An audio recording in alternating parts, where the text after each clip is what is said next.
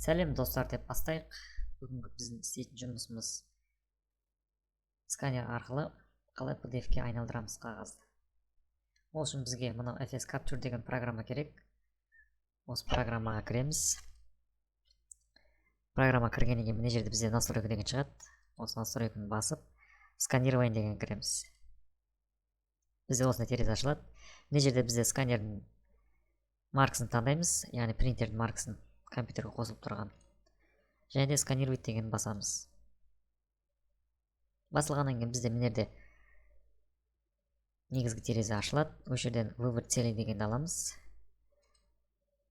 300 емес 150 dpi-ға басыңыздар болады. Және де сканировать деген басамыз. Сканировать жүргізіліп жатыр.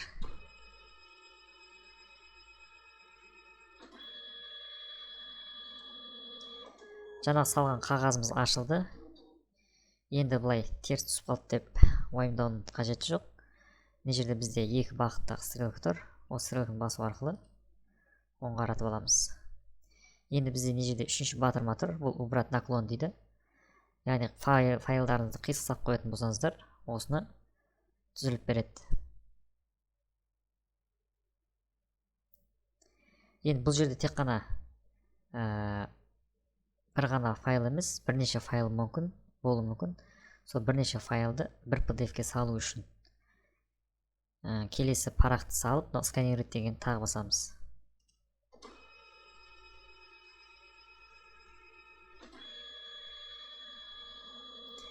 Міне екінші файлымыз ашылды. Мұнда жаңағыдай туралап аламыз. Енді сохранить деген басып, осы жерден бізде формат, качество, имя файлын сұрайды. Бізге форматқа міндетті түрде PDF-ті қоямыз, качествоға 80-85 қойсаңыздар болады. Себебі 80-85 қоятын болсаңыздар, мына жерде көп көлемді памятті алмайды.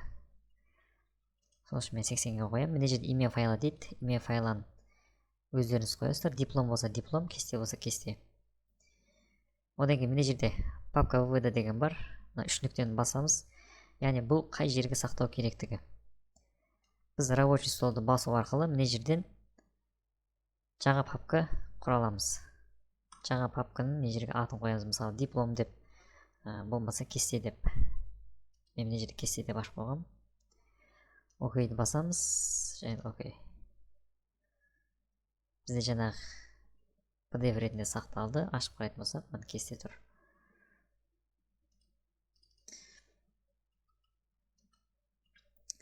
Енді келесі екінші диплом жасайтын болсақ, бұл жерде шығып кетудің қажет жоқ. Мына жерде X деген батырма бар. Осы батырманы басу арқылы өшіріп тастаймыз. Және бағанағы диплом салып, қайтып сканировать деген басып жасай береміз. Өте қолайлы программа. Пайдаланыңыздар. Айтпақшы, лайк басып тіркеліп кетеміз.